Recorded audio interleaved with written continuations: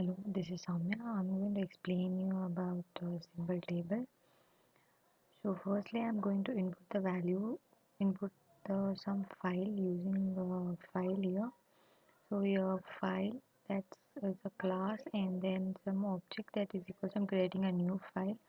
So new file and I've given the location where I've stored the file and then I've used file reader and the buffer reader here and file reader is just used to read the file whatever you have.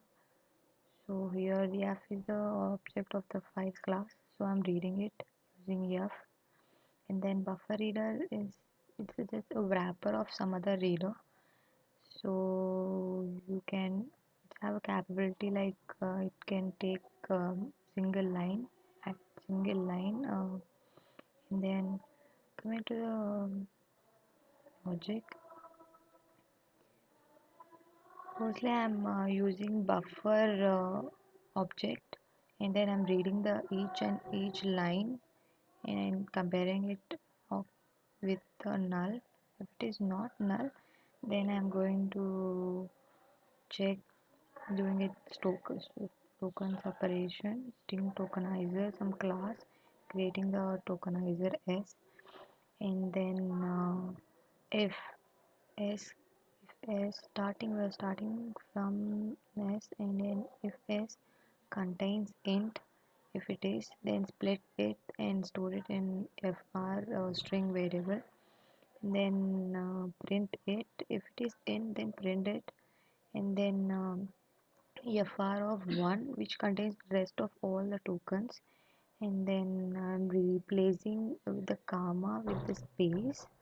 If we have comma or anything, we're just replacing it with space here. So we are replace all, and then I'm splitting the fr of 1 and storing it in the variable, and then I'm using for loop here whether I have some assignments for the variables.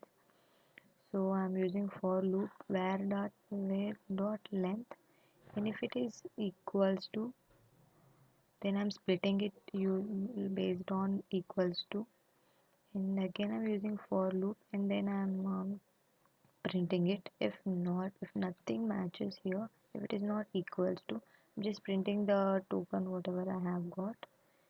If not, then I'm just printing slash, indicates like 0 or null something, same like what we use for int. I'm given for the float and character and double also.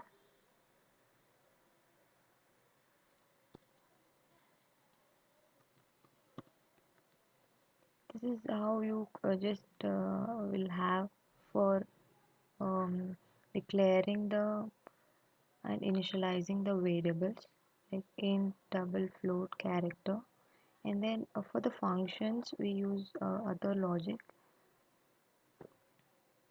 So I have used string here. If string is equals to true, split it and then replace it. If you have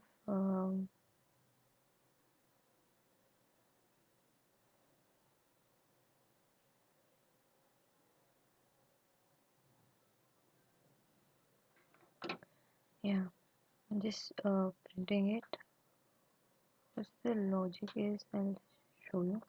Firstly, I'll just go through it. If you find a data type like string, then print it in the place of um, return type, and then after that whatever you found it is printed in a identifier place, and if you find brackets here, then print print the string in the return type, and then check for the comma marks and then add by 1, then you will get how many parameters are there in the function. So we'll see the logic here.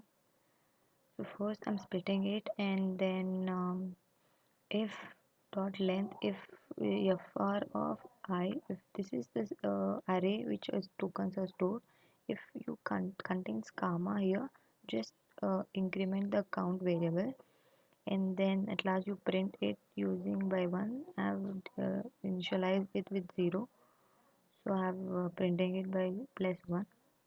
If you have a open bracket, then first print the return type, and then if it is not that, just print the return type in the data type place, and then if it is, print it in the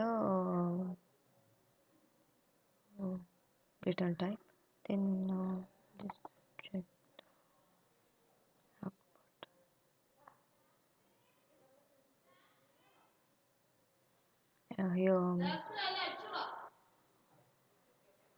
Here I have given int b is equals to 5, and then so int identifier is 5, and the initial value what I have assigned is 5, and then double the identifier is c, and I did not assign anything, so I am giving 0, and then float is d, and then assigning it 3.4, and the character e is equals to single quotes s, so I just need to print only s in the value. So character e and s is the initial value what I have given, and then coming to this one, string is the return type for the function, so I'm printing it in the return type, and then add is the identifier, and then I'm seeing with the open braces, and I'm comparing it with the comma, so I've got two parameters here, 1 and 2, so I'm printing 2 in this place. Thank you.